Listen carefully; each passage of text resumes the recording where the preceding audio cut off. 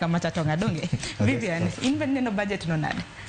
Okay, budget ma no som nyoro ne otemo neutralize kaka faith no temo wacho no, but the fact ni kinyo sectors man onegro oket a lot of attention, especially education sector, aya ginene hospital, agriculture, yudo kaka luore gi budget mar iga mokalo no duok gi chien. Koro dhieno ni ang'omiyo kuma onegro kete pachwa kabisa kaka jopiny, kaka sirikal oduoko budget no chien.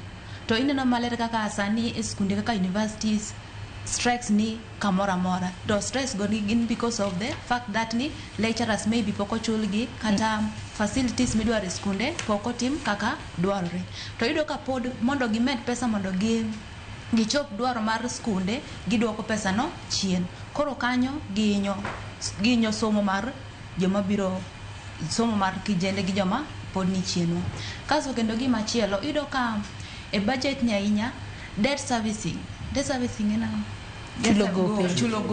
Yudo ka chulo gowi pod dhi mana mbele.